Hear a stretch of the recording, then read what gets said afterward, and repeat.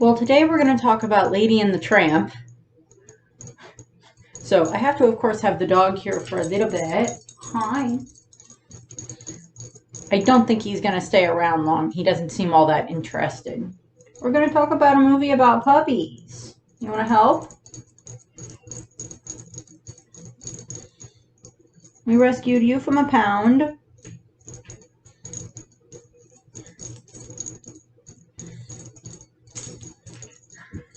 He's sweet, but he's a pain.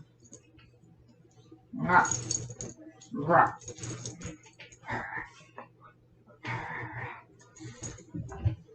puppers. My puppers. She gonna stay or not? Are you gonna stay or not? That's a no.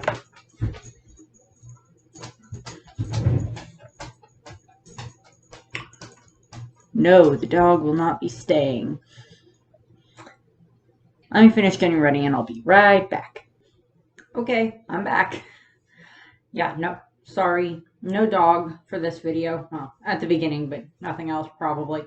Although I am joined by quite a few stuffed animals. As I said, we are going to be talking about Lady and the Tramp today. That came out in 1955. Fun. So today I'm joined by quite a few stuffed animals and plushies. Got a bunch of little beanie babies here. You know, nothing that actually is Lady or the Tramp, but these are the dogs that I have in stuffed animal form. And, you know, we have my Pearlioin and my Glam Meow here as kind of Cy and Am, the Siamese cats that cause Lady so much trouble. We got Rockruff over there. We got Growlithe, and of course we got my Lady and the Tramp book. Don't have any Lady and the Tramp appropriate t-shirts, so I went with my Starry Night shirt because it's, you know, a lovely Bella Notte. I don't have any Lady and the Tramp or spaghetti or dog themed shirts, so this is what you get. It works. First I'm going to talk about the original, the original one from 1955. Then I'm going to talk a little bit about the history of the original. Then I will talk about the sequel, Lady and the Tramp 2, Scamp's Adventure, which I believe came out in 2001, if I remember correctly from my notes. And then I will talk about, House of Mouse type stuff, a little bit of cameos and other things, parodies of course, the spaghetti sequence of the lovely Bella Notte night. And then, yes, I am aware, lovely Bella Notte night. Yeah. Lovely Bella Notte night. I know. Redundant, because Bella Notte is beautiful night in Italian. I'll probably do that several times with the Billy. Bella Notte, beautiful night, multiple times. And then I will talk for parodies, and then I will talk about the live action. This will be the first time I've watched the live action. At the moment when I am recording this part of the video, I have not watched the live action one yet. I will be doing that, and then I will record the other part of this video for the live action. So I appreciate your patience in that. It should still be all one video, but we'll see what happens with that. Okay, so as I said, Lady and the Tramp came out in 1955. I will go into the history after I talk about the original storyline, after I talk about the movie that we've probably all seen. Two bits, there are actually slightly two versions of this movie. There is the full screen version, which was the original one that came out. And then there's the widescreen version, which probably a lot more people are familiar with. DVDs or Blu-rays usually let you pick between which one you want to use. The widescreen was more designed for the CinemaScope movie theaters, where it was much more widescreen design. But so it's more stuff on both sides, of course, more background to look at, which Lady and the Tramp had beautiful background, so I'm perfectly fine with that. The story of Lady and the Tramp, the movie, it starts on December 25th, 1909. We have the Jim Deere and Darling, of course. Jim Deere gives Darling a puppy in a hat box, naming the puppy Lady. She's adorable. She's a little Cocker Spaniel puppy. She's an adorable little thing. No one can deny that. Christmas Eve or Christmas Day, Christmas, they go out to bed. They leave Lady down in the kitchen, of course, in her own little bed. She doesn't like this. We all know this, what happened. She whines and whines and eventually makes her way out of the kitchen, climbs her way up the stairs, very reminiscent of Cinderella and the mice having to climb up the stairs with the key to save Cinderella. Climbs her way up the stairs, makes her way up to their room. Very smart for like a little 6-week-old puppy. Makes her way up there, and they decide to let her sleep with them for the night. And, Jim Deere is very insistent. It's only one night. We must show her who the master is. Anyone that has a stubborn or a cute dog, like the one I have, who's both stubborn and cute, and he knows he's cute, so he knows he can try to get away with things, learns that no. The dog's not going to listen to you that much. The dog will do what it wants. The dog will do what it wants unless food is involved, or treats, or pets, or something along those lines. Rainy's not the best dog to try to train. Lady at least seems to learn to be able to do tricks and learn to stay within a certain distance of the neighborhood. Rainy likes to run. You're going to learn a lot about my dog for this video. Probably also for the 101 Dalmatians video when we get around to that too. She stays in there. We cut to 6 months later, they state later, where she has grown up a bit, and we meet her two friends, Jacques and Trusty. Jacques is a Scottish Terrier, and Trusty is a Bloodhound. Quite obvious in that. Then we're introduced to Tramp from the wrong side of the tracks.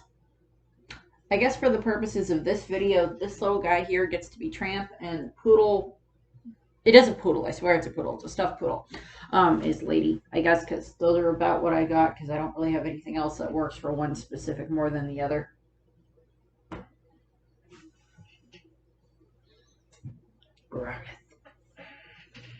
Caught a shiny one of these in Pokemon Go the other day.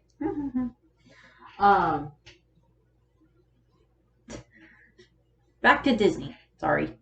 And what happens is, we're introduced to Tramp. We see him save two dogs, Peg, and I don't remember what the French bulldog's name, he's an English bulldog, is named Bull. Peg is a Pekingese. She's adorable, and very sweet. Voiced by Peggy Lee. Peggy Lee actually voices Mrs. Darling, Peg, and Cy and Am. And of course provides all the singing for all of the characters, of course. Because she was a singer, and then there was like, well, can you just voice these characters? Yes. And she just she had so much fun voicing the cats, and Peg. We cut back to, Tramp first. Tramp saves Peg and Bull from going to the dog pound because he, pops open the, lock on the dog pound carriage thing with his nose, which is quite smart for a dog to do. I don't think Rainy is quite that smart. He's too pampered to want to be a dog that can roam free, but he still likes to try to escape. Well, not escape. He's like, Mommy, I'm not trying to escape. I just want to run, and then I will come back. I've chased the dog around the neighborhood in the car, and he led me back to the house.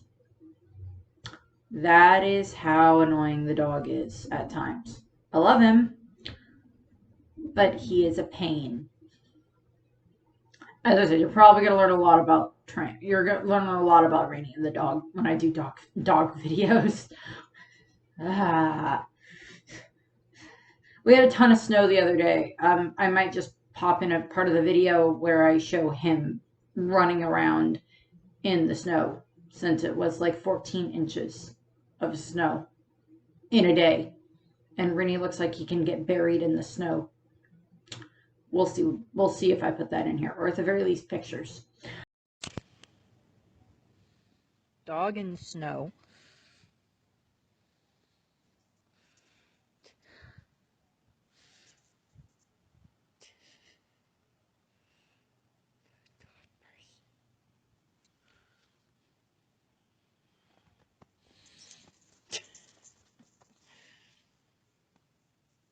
So, and then we cut back to, a little bit later. Lady doesn't seem to be very happy. Jacques and Tressie try to figure out why. And she explains, well, Darling hasn't been up to doing our afternoon walks. And, Jim Dear called me that dog at some point, which, she, this is very new to her. And then we get Jacques and Tressie explaining that, oh, she's expecting a baby. What's a baby? And I love the dogs in this movie. They are so adorable. Lady is adorable. And Jacques and Tressie are great.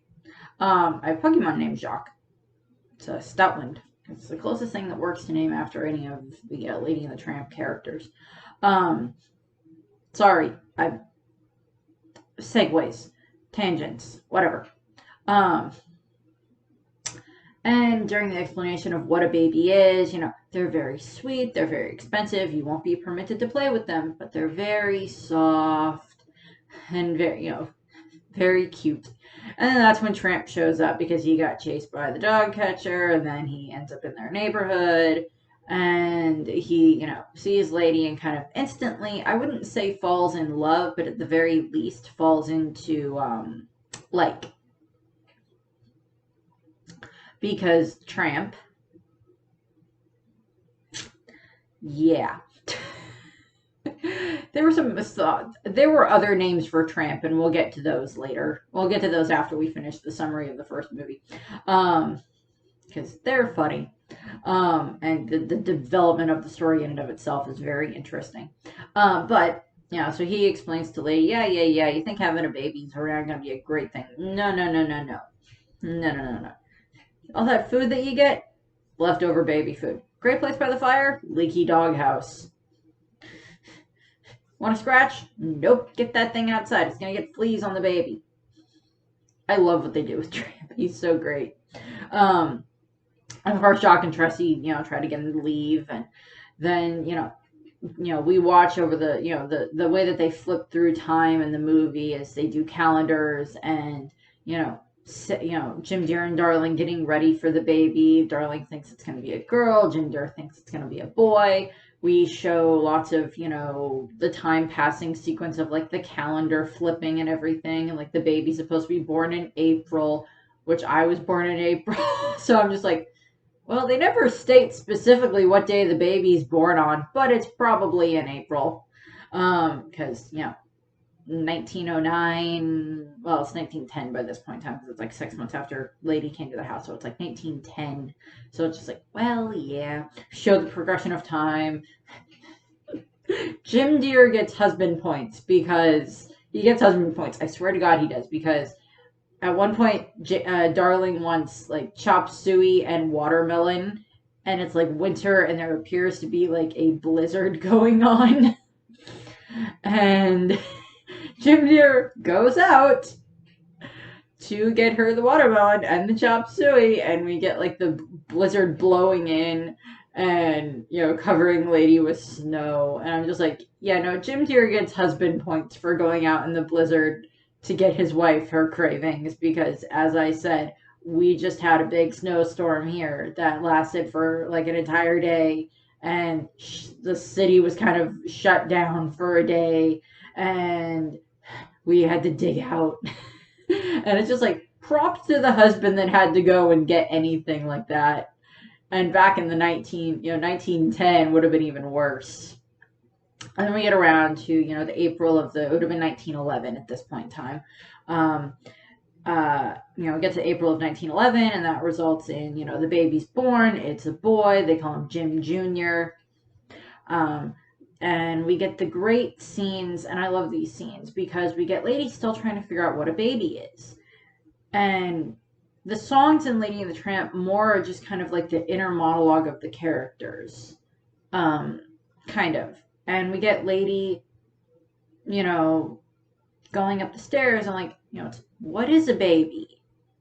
Jim, Dear, and Darling don't seem to notice that I'm around anymore. What is this baby? I have to find out what it is. I have to find out today. And she's climbing the stairs, and it's the beautiful stained glass window, and I love that. And just it's beautiful.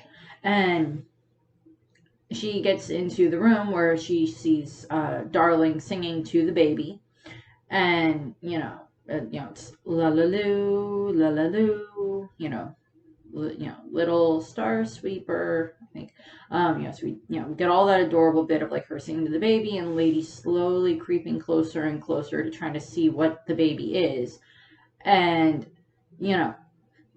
she's Lady's kind of been on pins and needles. Slight backtrack to the time frame in between when Darling is pregnant.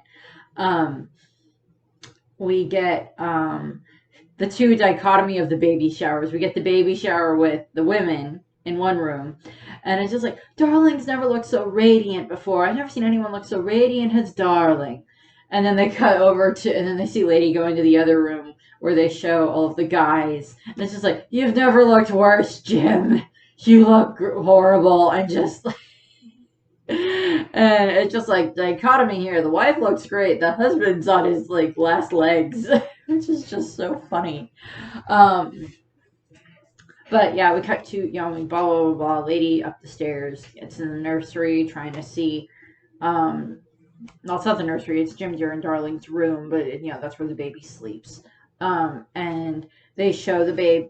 They show Lady slowly creeping toward the crib, and Jim, Dear comes up behind her, and he reaches to pet her, and she kind of like flinches away because she's a little on edge, and he like gently picks her up so she can like look into the crib, which is adorable. And we get her looking at the baby, and it's just. Oh, and we see Lady just kind of instantly fall in love with the baby. Some dogs are like this. Some dogs are not. Don't really know how Rennie reacts to babies. He hasn't been around that many that were in the house for a long period of time. He likes kids, but Lady just kind of instantly falls in love with the baby, and she decides, I will protect him now. It's basically her mind says, I will protect baby. And then, we cut to a couple of weeks later, I'm assuming, and Jim, Dear, and Darling are going to go on a short trip together. It's not going to be very long, but Lady, of course, thinks that they're running out on the baby, and they explain to her, no, we're not. You're going to be here, and Aunt Sarah's coming, and she's going to help take care of the baby. And then we get Aunt Sarah. I don't like Aunt Sarah. I don't. We get her and her annoying cats. And she blames Lady for everything because she thinks her cats can do no wrong, even though, of course, we all know that her cats are the ones that cause the problems. Cy and Am, and we get that we are Siamese, and that's come up for a few things. New cultural representation as of late. The cats are beautifully designed and beautifully, animated and such.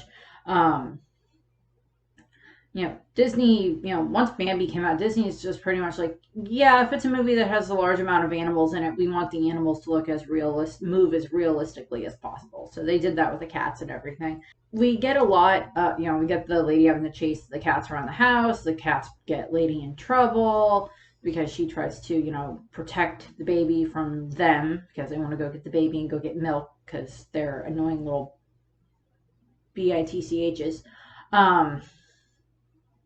And of course, Aunt Sarah then takes Lady and tries to get a muzzle put on her, and Lady escapes. She's chased by dogs. Tramp saves her, fights the dogs, and saves Lady.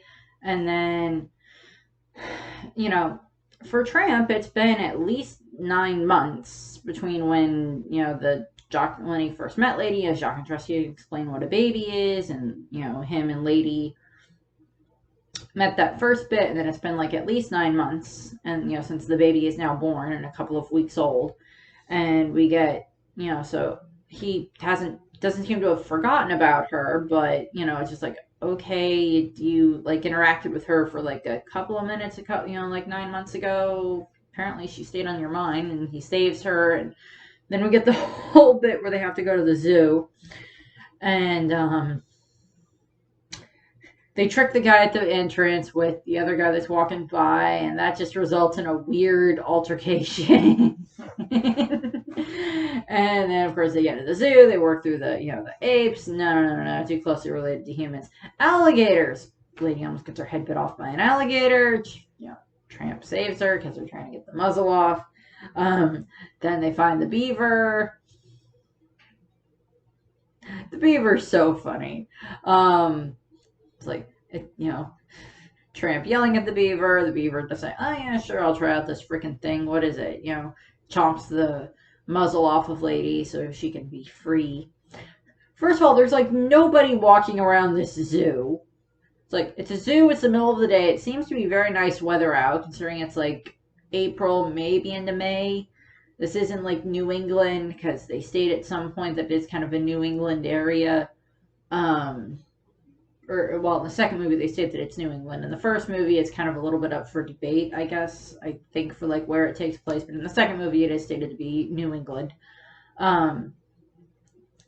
and it's still very much kind of the Victorian era style, which the houses and everything that they designed for this, and the world that they designed for this, are beautiful, of course. There's no one walking around this zoo. There's no zookeepers. There's no other visitors to the zoo. It's just Lady and Tramp that have their way around the zoo. Which is just funny. Get the beaver, they get the, muzzle off Lady, and then, the beaver, uses it as a log puller. And, they get, and then Lady and the Tramp leave, and then they just kind of roam around a little bit, and then at night, Tramp explains to her, she goes, well, why don't you have a home? And he's like, no, I'm, I just, I have a different home for every day of the week. Over here, I'm, this, and I get these foods, and I'm done this night, and over here, and over here, and over here. And such, he's kind of got, we know about, he's kind of got a way of like gaming the restaurant owners in the area. It's like, what kind of food do I want today? Not cakes, not that, Tony's. And then he takes Lady, because they're hungry, so he takes Lady to Tony's so they can have, Tony's going to give him bones at first, and then he's got a girlfriend with him. He's got a little lady with him, and Tony's adorable. Tony and Joe is the other guy's name. Yeah, Joe. Look who's here. Okay, yeah, Joe. Sorry, I literally just watched it yesterday, and I just like, what is the other guy's name? It's Tony and Joe. Okay, Tony and Joe, and Tony and Joe do the whole, nice table setting and spaghetti. And, they're singing, I'm like, you're helping a dog get laid is basically what you're doing. You're helping a dog get laid by giving it spaghetti, by giving the dog spaghetti and singing. Oh, God.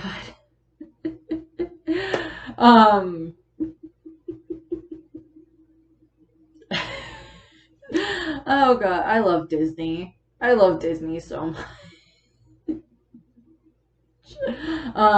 It's basically what they're doing. They're helping a dog serenade another dog to get the other dog laid, to get the male dog laid. It's basically what they're doing, and that's just funny. But so they do the whole spaghetti sequence, and we get them, the whole, the two on the spaghetti. Lady shy, and then of course we get the meatball bit, which is adorable. We'll get to how these have been parodied so many times, not just by Disney itself, but by other things. And it's adorable. And then we get into, they go off wandering a bit. We get more of the Bella Notte sequence. You know, and then just, walking around this park. There's the wet cement with the dog paw prints all over it now. And then they sleep on top of the hill. And then the next morning we get, Lady and the Tramp waking up, and Lady is just like, oh, I've been out all night. I've never been away from home this long. I need to get home. And he tries to convince her to, don't worry about going back home. Stay with me. We'll go off. We'll, go and explore everything. And, he does a whole, we'll look down there and what do you see? And she sees, all the nice houses and the yards and everything. And he sees nothing but confinement. And it looks like so great to stay there, but then also when you look up and you see, where the sun's rising, and you see all the wild area that you can run through. It's like forest and woods and all that you can run through, and farmlands, I guess, and such. And that looks like the best thing ever. So we get a lot of that, and so it's it's the dichotomy of this is what Tramp thinks is great, and then this is what Lady thinks is great. And she just wants to go back home because who's going to take care of the baby? Its parents. Admittedly, Aunt Sarah does not seem to be very good with the baby.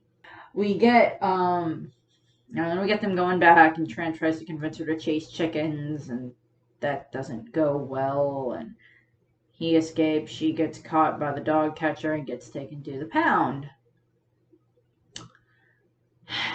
Where, of course, we get, the pound dogs singing. And we get a bunch of, the pound dogs singing and them trying to escape. And we get Lady put in with them, and they, kind of tease her a bit. And then Peg shows up, and she, defends Lady and says, no, you're, leave the poor kid alone. She's not supposed to be here. She's going to go home. Just leave her alone. And then we get the dichotomy treatment of, well, first, I'm trying to remember, we get the Peg singing He's a Tramp, which is just so great to watch, Peggy Lee do that, and there's like video of her doing it, and the guy that animated Peg had so much fun with that because he got to spend so much time with Peggy Lee. And he makes this like this little sexy dog, and it's so adorable. Peg is adorable. And then we get, the whole, the He's a Tramp, and the Lady learning about all of these other, girlfriends that he's had, Trixie and Fifi and Lulu, and I don't remember the Chihuahua's name, but like just all the different names.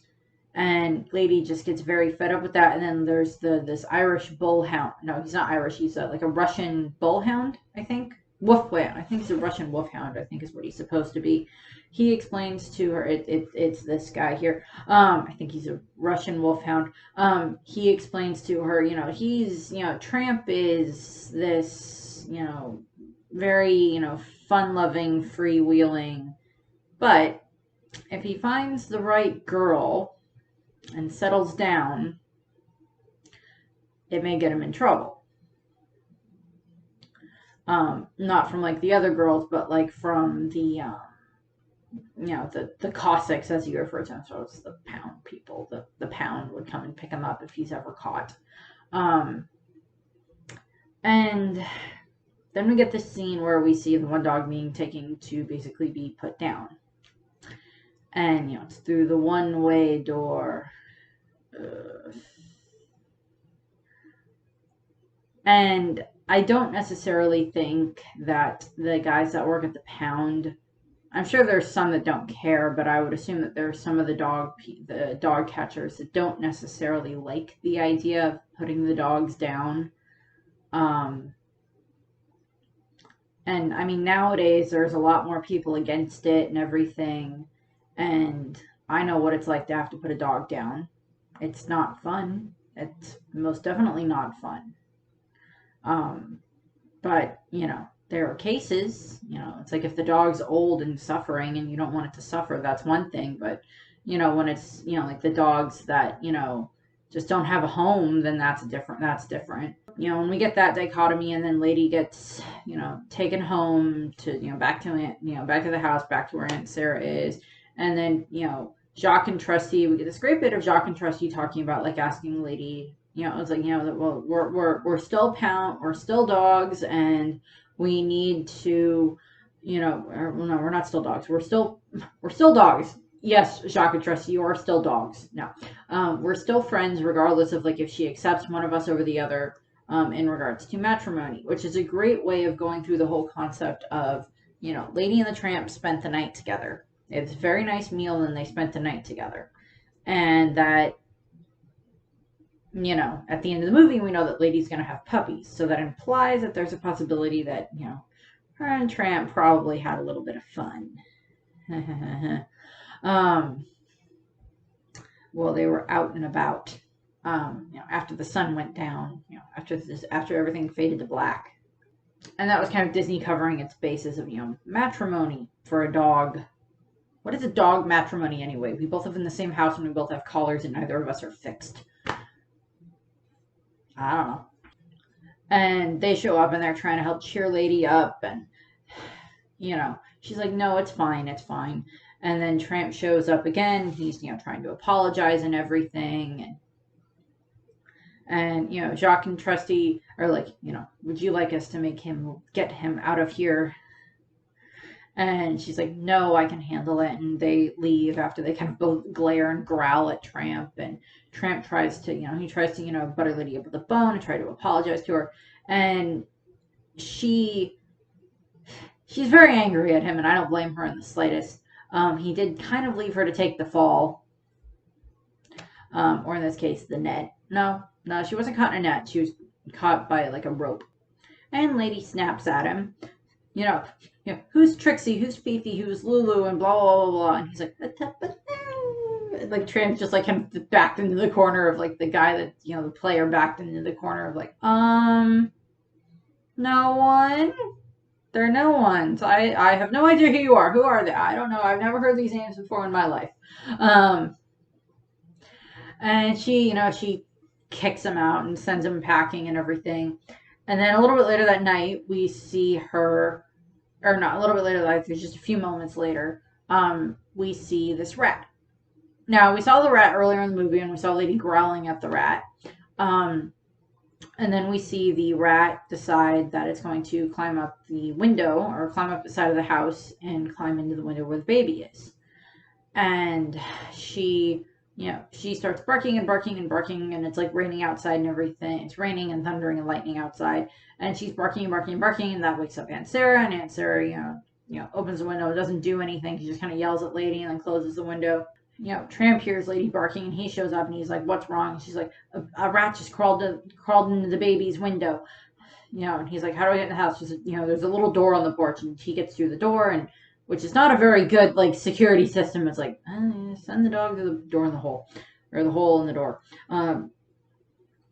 Tramp makes his way upstairs and confronts the rat and chases the rat around the room, trying to kill the rat so the rat can't get to the baby. And there's not really, I mean, you look at Lady and the Tramp, and there's not really any, like, full-on villains in the story. I mean, you know, Aunt Sarah is antagonistic, and so are the cats and such, but they're not out to kill Lady or Tramp. They're not out to do anything like that. You know, the cats just want to get Lady in trouble. Aunt Sarah just thinks that Lady's the one that causes all the trouble, even though the cats are the interlopers in her house. Which, you know, great job on the, back to the, the weird Siamese cat song. It's like, great way of figuring out how to use the word domicile in a song. It's like, how many different songs use the word domicile in it? In a correct way. You know, a domicile is like a home. You know, it's our new domicile. And maybe we'll stay for quite a while if we like it. And it's just like, okay, yeah, when you're a kid, you don't pick that up. You're like, what's a domicile? It's like, it's a house. Okay. You know, but back to, that there's not really a villain in Lady and the Tramp. We have the cats, antagonistic. Aunt Sarah, antagonistic. We have the stray dogs that chase Lady around. You know, they're not the best. And then we have the dog catchers. who are just doing their job. For all intents and purposes, they are doing their job. In the this would have been 1911. Yeah, it would have been 1911 when that takes place. And they, that they were doing their job for the time frame. They're still antagonistic because they're a threat to Lady and the other dogs and everything. And it's kind of, we want the dogs to be able to be safe and free, and we don't want them in the pound.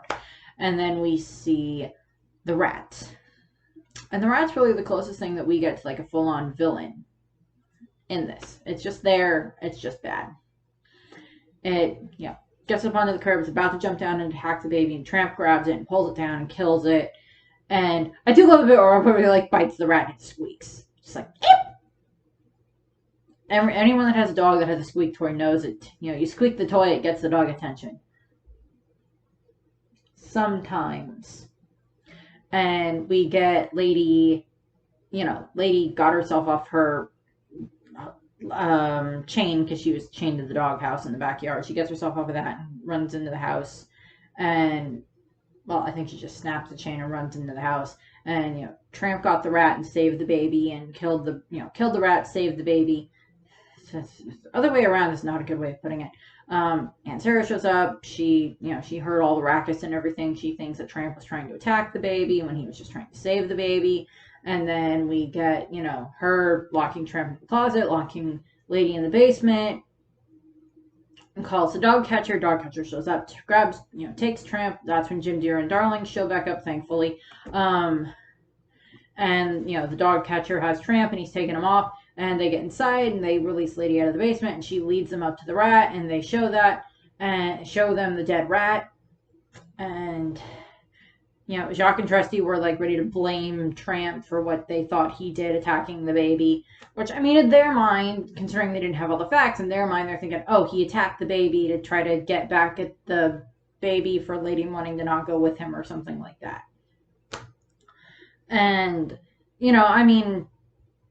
if you don't know anything about Tramp, maybe you can understand that.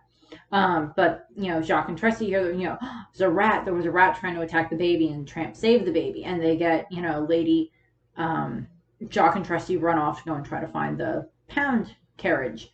And, go to find the dog catcher. And we get the whole bit of, Trusty very much using his sense of smell. He's a bloodhound. That's what they're supposed to do.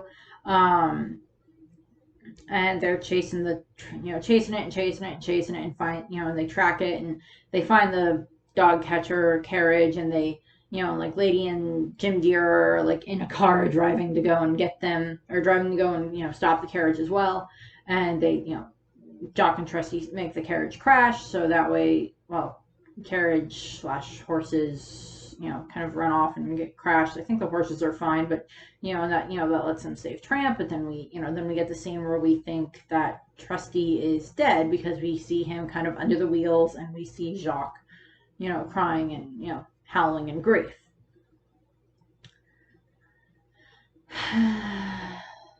And they think that Trusty is hurt. Oh, they think that Trusty is dead. And originally Trusty was supposed to die. Peggy Lee didn't like that idea. And then we cut to Christmas, where we have, then we cut to the next Christmas. So Lady is now probably about 3 years old at this point in time, and Lady and Tramp have their own little litter of pups. They have 3 girls, Annette, Colette, and Danielle, and then they have their son named Scamp. We get more of their names in the second movie, of course. I don't remember if they name them specifically in the original or not, but they have them in the second one much more because the second one is very much about Scamp, so he has the sisters there, of course. And the 3 girls, of course, look like their mother, and Scamp looks like Tramp and takes very much after Tramp. And we have them getting the whole picture taken, and they have, Tramp is, of course, now a member of the household with his own collar and tag, and, seems to tolerate Junior. Seems to tolerate Junior.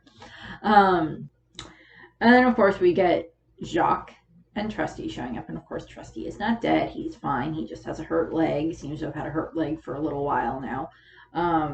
Jacques is in, like, a kilt type sweater, which is adorable. And we, of course, get the dogs, Jacques and Trusty being let in the house, and we get all the dogs interacting with each other, and we, of course, get the whole bit, because Trusty keeps trying to have, my grandpappy, old reliable, used to say, and he's like, have I ever told you about my talk about old reliable? And he's like, no, you haven't, Uncle Trusty. And he's like, oh, well, he always used to say, you know what? I forgot what it was he used to say. I love Jacques. I love Trusty. I love all the dogs. All the main dogs in Lady and the Tramp. But of course we get that. We get them, all the dogs are happy, and they have, the baby, and, Jim Deere and Darling seem perfectly happy with having that many dogs in their house. And I mean, they have a very nice big house and a very nice big yard.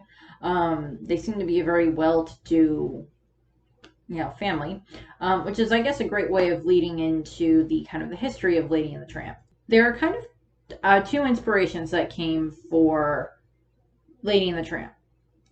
The first one was one of the not one of the writers at Disney, but one of the it might have been one of the writers or one of the draftsmen at Disney had a dog. It was not a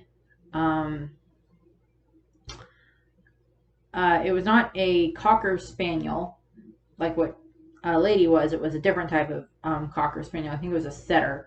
I think so. And she she was a dog that they had that this writer or draftsman or whatever that worked for Disney had. And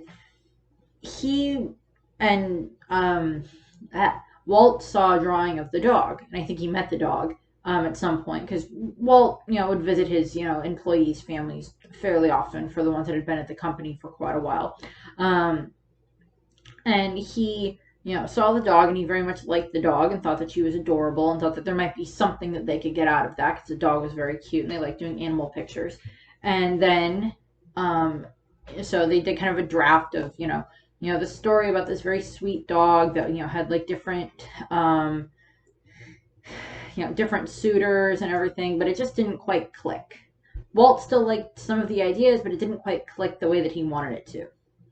So that kind of got put on a shelf. And then he read a story about a book that was called Happy Dan the Whistling Dog by Ward Green. And there was also this other book about a very cynical dog. And he's like, well, if we put this cynical dog with Lady, it's this cynical dog very much doesn't like the idea of being on a leash, being on having a collar, having to be in the house, or having to, stay within a certain means. And then, of course, Lady loves it, because that's what she's known, and she's had a good home. Tramp probably came from a bad home. So we get that interaction there, and he brought on Ward Green to help write some of the stuff for the books. So Joe Grant was the one who had sketches made of his spinner spaniel named Lady, and some of her antics and everything. Disney enjoyed the sketches and worked together on storyboards. Didn't really like it. That's when they brought in the Happy Dan the whistling dog in 1943. And Lady and the Tramp, the concept for Lady and Tramp actually kind of sat on the shelf at Disney for quite a while, which is kind of what happens when you have a war that starts up, and you have to, work on stuff for the war so you don't go out of business. So you make training films, and that's how Disney survived the war, survived World War II. And then later on, we get, after Cinderella and Alice in Wonderland and Peter Pan, we get them bringing back the idea for Lady and the Tramp, and they have these Ward Green, actually, I think it was Ward Green. Yes, they did bring back Ward Green and have him kind of write the book that Lady and the Tramp was based on different story notes that they'd made. They changed lady in from a Spinner Spaniel into a Cocker Spaniel. And first of all, this is a Spinner Spaniel.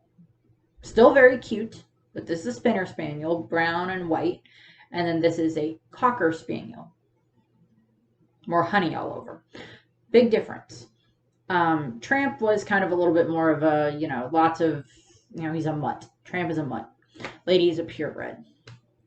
And that eventually worked into stuff. Unfortunately, for the original story, for what it ended up happening, Joe Grant, unfortunately didn't receive any credit for the story, and he had ended up leaving Disney at one point, and he eventually came back to Disney.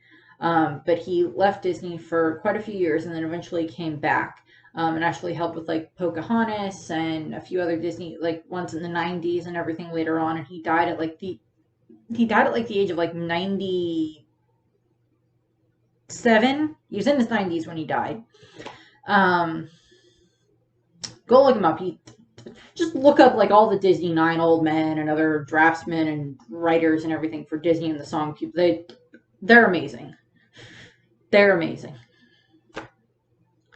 Look at Mary Blair. She did so many beautiful artworks for like Alice in Wonderland, and I don't care for the idea of it, but like It's a Small World and Peter Pan and stuff for Lady and the Tramp and everything. Just like go look them up because they're great. They do amazing work. If that's all you take out of this, just go look up stuff about like the 9 old men, Disney's 9 old men, and the other draftsmen and writers and everything. Just go do that.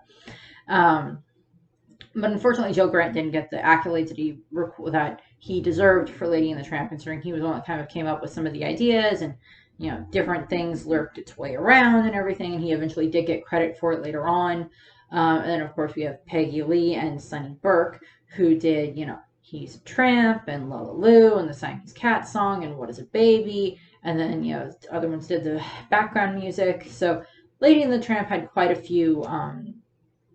Lady and the Tramp almost didn't happen, but then thankfully it did, because it's a beautiful story, and I love Lady and the Tramp, and I love Lady and the Tramp 2: Scamp's Adventure, and I will be going and watching the live action one later today. I just haven't had the chance to. Then we get into the spaghetti sequence. Then we get the spaghetti sequence. Okay, so the spaghetti sequence has been done multiple times by Disney in its own area. They've done parodies in like 101 Dalmatians, and Lady and the Tramp 2: Scamp's Adventure had its own parody, which I will get to when I get to the sequel, but I'm not showing it yet because it's adorable. There's stuff that they did in 101 Dalmatians, the animated series, stuff that they did in what else? In Lilo and Stitch has a parody of it. Recess had a parody of it. Timon and Pumbaa do like a parody of it, or have like they pop up in other things. Just like so many different things. Different, Kronk's New Groove has like a bit of it and everything. Just so many different things like that. Like even Phineas and Ferb has it. Gravity Falls. So many other things. They've done stuff with like Mickey and Minnie getting into that, or Goofy, or different things like that. And then we get into parodies. Okay, so I'm just going to talk about House of Mouse right here because it's the best place to fit in this, because a lot of the House of Mouse stuff is based around like the parody of the spaghetti sequence. Almost every single time that Lady and the Tramp show up in House of Mouse, we get them eating spaghetti. We get it here. We get it here. We get it here. And then we also have a bit where like Jacques and like some of the dogs from like the sequel and some of the original ones and such are like popped up in this. A sequence in House of Mouse where they have a bunch of dogs on stage. And then at one point, Max, who is Goofy's son, goes on a date. And they have the date at the House of Mouse because he's trying to impress her that he works at the House of Mouse, because, who's not going to be impressed by the fact that you work for a mouse and are a valet? She's adorable. His girlfriend is adorable. Don't remember her name, but she's adorable. And they do a bit, and like Mickey and Minnie and all the rest of the staff are like trying to make sure that Max and the girl have a really good time. And it ends up resulting in like them giving them spaghetti, and we get this bit. We get this. And then eating spaghetti together. And then we get to outside of Disney. We have had at least different parodies of the spaghetti sequence in The Simpsons. 2 in The Simpsons. One with Santa's little helper and his girlfriend, and then one where they do like a Springfieldian life, I think, where they have like it's like one of the 3 little mini episodes in like the episode where it's like Lady and the Tramp version of The Simpsons, and it's like Marge is Lady, Homer is Tramp, and they have this, and then of course we have like a regular Marge and Homer version of Lady and the Tramp sequence, which is this. I think there's been a Looney Tunes parody of it. There's been parodies of it all over the place, so it's not even surprising there. And then I'm going to do cameos real quick. Lady and the Tramp and Peg and Bull and Jacques all had cameos in 101 Dalmatians. They're in the Twilight Bark sequence. Jacques is actually the first one that kind of picks up the Twilight Bark. And he, passes it on, and then we see Peg's in like a pet store window with like a bunch of puppies. We see, I don't remember if Bull is with her in that one, or if he's just like in a different pet store, and he, passes on the call for the Twilight Bark. And then we have, Lady and the Tramp pop up in the Twilight Bark sequence because there's a whole bunch of dogs out barking and everything, passing along the Twilight Bark about, oh, the puppies are missing and everything. So we have Lady and we have Tramp in this thing, and then Peg, Jacques, and Trusty all have cameos in Oliver and Company, which is that's in the mid 80s.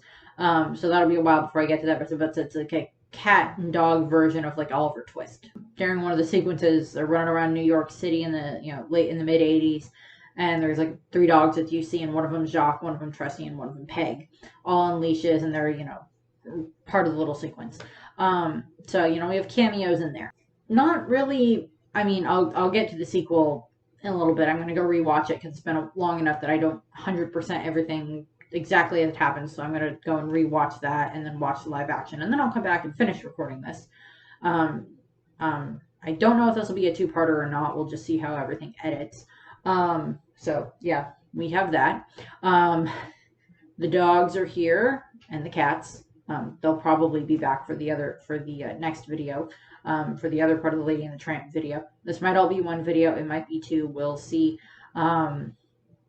Depends on how long it is once I have to talk about the sequel and the live action. So thank you very much. And if this is the end of the video, then okay, fine. Bye. Have a nice day. Thank you for watching. I hope you have a nice rest of your day. I hope you like the video. Bye. Of course not, Miss Lady. Why, everybody knows a dog's best friend is a human.